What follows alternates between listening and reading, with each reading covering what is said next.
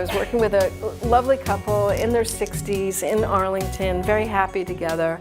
And they were renovating, and also there was a guest room that she wanted to turn into a reading and writing studio. Well, this woman, I put my hand, we were having a really good time picking paint and all of that, and I put my hand on this bureau. And the tears started coming out of her eyes. And I said, "What's the matter, sweetie pie?" And she said, "I've been trying to get rid of that effing bureau for 25 effing years." And I'm going, "Really?" But that's the kind of, see the potency of the emotion? We don't just jump into what are we going to do with the bureau and get rid of it out of the house. And I said, "What's gotten in the way?" "My husband." 25 years. Now, I happen to know they actually got along really well.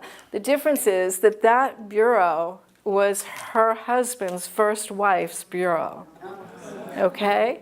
And had been sitting in her guest room for 25 years. Now, her husband and she get along really well. That bureau just never got to be one of his priorities. The problem wasn't her husband's alone. The problem is that she gave up. And she didn't know how to negotiate an agreement with her husband other than nag him to death. And then, of course, he doesn't want to show up for that.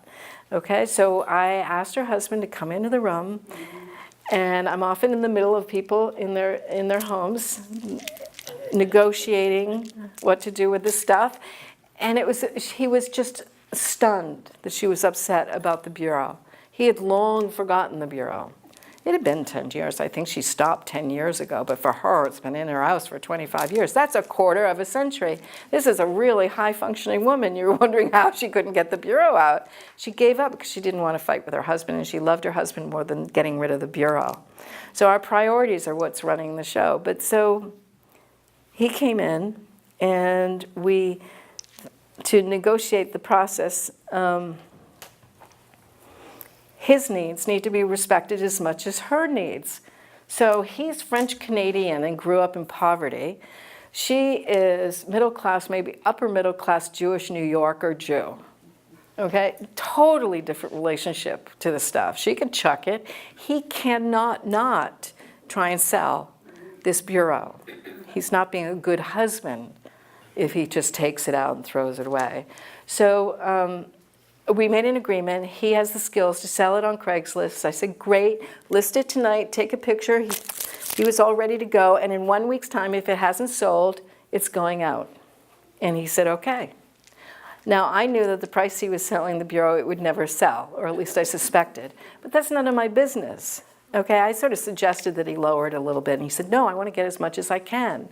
This is in his DNA. You don't push against that. And so before I left that day, I said to the wife, I said, "You have a housekeeper? Does she have a husband? Does she want the bureau? Make sure he's here in a week with a truck." And the bureau was gone in a week, and everyone was happy. The whole idea is, how can you find a solution that actually fits your unique circumstances? If you'd like a half-hour free phone coaching session with me, we can discuss your unique circumstances and how to make your decluttering, organizing, downsizing, and move more enjoyable. Please visit my website, clutterclarity.com, or call Clutter Clarity at 978-704-1897. I look forward to hearing from you, and just remember, it doesn't need to be so hard. Promise. Thanks very much for watching.